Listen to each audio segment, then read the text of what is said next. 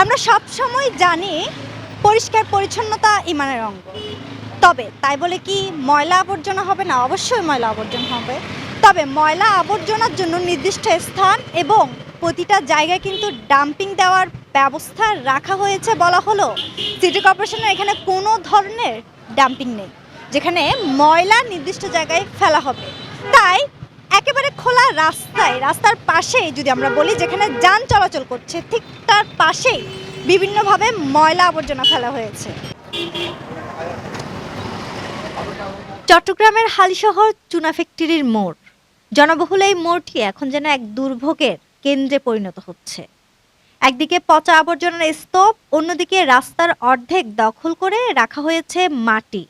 নাগরিক অব্যবস্থাপনার এক চরম দৃষ্টান্ত হয়ে দাঁড়িয়েছে এই গুরুত্বপূর্ণ এলাকাটি। সিটি কর্পোরেশনের নির্দিষ্ট ডাস্টবিন না থাকায় রাস্তার পাশে খোলা জায়গায় ফেলা হচ্ছে গৃহস্থলী বর্জ্য।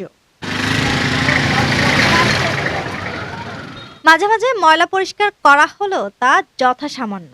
তার উপর পাশের খাল ও ড্রেনগুলো ময়লায় পুরোপুরি ভরাট হয়ে আছে। বন্ধ হয়ে পড়েছে পানি চলাচল, যার ফলে এলাকাটি এখন মশার কারখানায় পরিণত হয়েছে। সিটি কর্পোরেশনের দায়িত্ব অনুযায়ী করা হচ্ছে না। দ্বিতীয়ত এখানে যদি ডাস্টবিন থাকতো তাহলে জনগণ সবার জন্য ভালো হতো। আর দ্বিতীয় কথা, যদি সবসময় যদি পরিষ্কার রাখতো তাহলে এভাবে যানজট সৃষ্টি হতো না। এই ময়লার কারণে গিয়ে অনেক যানজট সৃষ্টি হয়। রাস্তার পাশে ময়লার ভাগের আপনারা দেখতে পাচ্ছেন, এখানে নালা আছে, এইদিকে তো বিভিন্ন আসলে ময়লা জায়গা থেকেই মশা বা ডেঙ্গু এগুলো ছড়ায় আর কি। তো পাশাপাশি দেখেন রাস্তার মাঝখানে বরাবর যে রাস্তা অর্ধেক হয়ে গেছে, তো অনেক সময় গাড়ি টাড়ি আসলে একটু চলাচলের সমস্যা, এটা আমরা দেখতে পাই, আপনারা জানেন। আশা করবো যে সিটি কর্পোরেশন যদি একটু বেস্ট একটা ব্যবস্থা নেয় তাহলে জনসাধারণ দুর্ভোগটা একটু লাঘব হবে আমরা মনে করি। একদিকে আবর্জনা, অন্যদিকে মাটির স্তূপ, ফলে প্রতিদিন তৈরি হচ্ছে তীব্র যানজট, যাতে ঘন্টার পর ঘন্টা আটকে থাকছে জরুরি যানবাহন ও সাধারণ যাত্রী। এলাকাবাসীরা আরও বলছেন, ময়লার দুর্গন্ধ আর ধুলোবালির কারণে স্বাভাবিকভাবেই শ্বাস নেওয়াই দায়। ইচ্ছা মতন ময়লা ফেলে যাচ্ছে, কেউ কিছু বলে না। এই যে রাস্তায় কতগুলি ময়লা ফেলে গেছে, এগুলি আজকে অনেকদিন পর্যন্ত পড়ে আছে।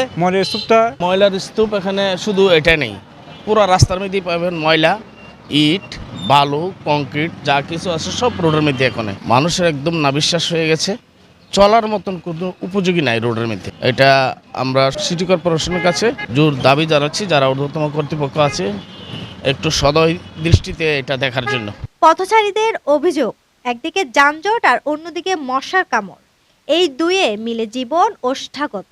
আমি বলতে চাচ্ছিলাম যে এই রাস্তাতে যে ময়লা আবর্জনা ফেলাইতেছে, সিটি কর্পোরেশনের উচিত যেন একটা ডাস্টবিন দেওয়া, মানুষের চলাচল নিরাপত্তা যাতে হয়। এনে ময়লার যে মশা অনেক হচ্ছে, মানুষ আশেপাশে যাইতে পারতেছে না, অনেক কষ্ট হচ্ছে।